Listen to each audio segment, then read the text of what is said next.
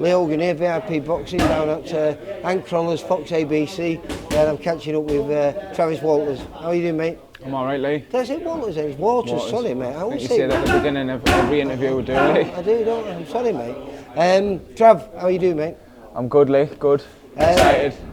Well, we've got you out for fight number 9, where we're returning to Rainton Meadows, but not the fight you wanted, because we was hoping to get you a northern area. Yeah, but it's, I think there's been numerous names mentioned. Yeah. It's all fell through. Yeah. And then we've just tried to get you another opponent. It's been hard work, but today we have an opponent, a kid that's fought on our shows a few times and had a little bit of success. I'm going to pronounce his name wrong. If I can't get yours right, and it's simple. What chance have you got of getting his? I know. It's Dmitri Protkunas.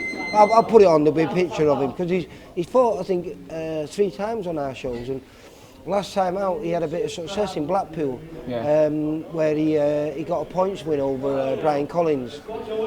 So he's not a bad lad. But we did meet him very early on in his career because I think you're going to be his 22nd fight. Yeah. I think he's 7-13-1. Never been stopped. Was a good amateur himself. He's only a baby. I think he's only 20. But he fought Jake Abro. I think Jake was 3-0 at the time. He was 2-1, I think. Both very similar in the amateurs, boxing, international championships and everything. He's number 1 in Estonia. Yeah.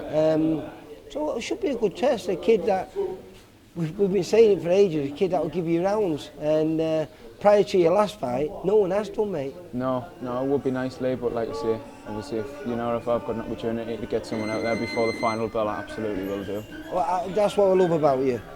You go for it. You don't hold back. But last time out, you did get the rounds in. I think you got more rounds in that fight in your previous 4 fights before. Yeah. And really, going for an area title fight, 10 rounds, wasn't that perfect for you? Absolutely, mate. Yeah, it was nice to get the rounds in. He wasn't an easy opponent. It was quite tricky. The canvas was extremely very slippery. Training camp wasn't great because, like I say, I had a handful of spars and I got a cut eye. So obviously there was the fear of that opening back up again. So there was a few little issues in the training camp. It wasn't very long because the fight kind of got put on us last minute as well because the date moved forward, didn't it? Originally that date was the date was meant to be the back end of July and then it got brought forward to the beginning of July, didn't it? So, I mean, that last show before breakdown, not summer break. Yeah, but like I say, mate, it's sometimes it's nice to have them little challenges in your training camp because if you get through the fight, then at least you're ticking them boxes also. Is there not a town in the north that you've not boxed in? For us, you've boxed everywhere. You boxed Blackpool, you boxed Bolton, you boxed Leeds. You know, obviously back home. I'm well travelled, like, if you want to say that. 15 year in the amateurs and 160 odd fights. You can imagine I've been every end of every corner of the country. And we're down here, like I said, at Troller's Gym where I watched you do, was that 7 rounds? 7, yeah. 7 rounds with, this gym is full of quality, like middleweight. All round about the same weight as well, mate. Definitely have to come back down for some more rounds. Yeah, the big lads here, and it makes you think that, you're welterweight, that's where we're going to be at, even though you fought a lot of your fights at like middleweight, but that's on the day weigh-ins.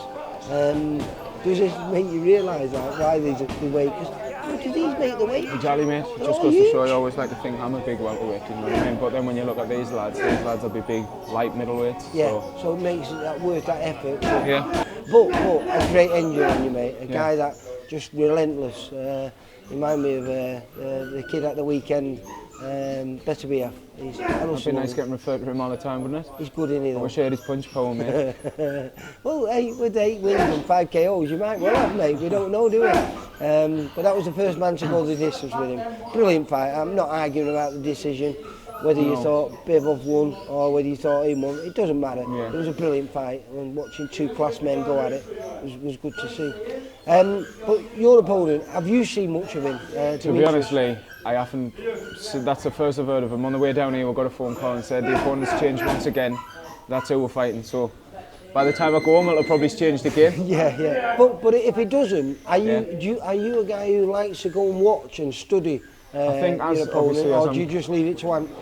No, usually I would leave it at hand, but like I say now, because obviously I'm starting to step up rounds and your opponent's obviously getting harder, I think obviously it is wise to do a little bit homework and research on your opponent, you know what I mean? But is this because it's not? We just go and drop him back down to a 6, are we? Or is it I'm an 8? unsure, mate. So Steve said on the way down it might be 6, might be 8, just right. all still up in the air. Yeah, but you don't mind whatever comes your way, because Whatever like it I is, said, if it's a 6, he just gets a harder 6 than he would at 8. That's which way I say it, mate. but like I say, hopefully this is a guy, and we've said it on numerous, and in fact I said it on every other guy that you stopped because you had 4 on the bounce, and all of them were tough men. Yeah. All of them don't get stopped, but they get in with you, and they do. It's all the Europeans, mate. They're all just absolutely solid and hard heads. That's Well, why I where's says to Estonia? Steve, I want some English opponents now. But like I've served me apprenticeship in the pros now, start getting his English people. Where's Estonia? I don't even know where Estonia is. Sure, it sounds like a It's European Eastern Bloc company, though, I isn't don't it? know. I was former Eastern Bloc, so yeah, he'll be a tough kid. Preparations prior to, obviously I can see they've gone well today, but how's it gone back home in the North East? Mate, you know what it is, I've had loads and loads of sparring just before Ishmael Davies got the call to fight Josh Kelly. Sparred him for 5 weeks running. Obviously I've just sparred Ion, James Moorcroft.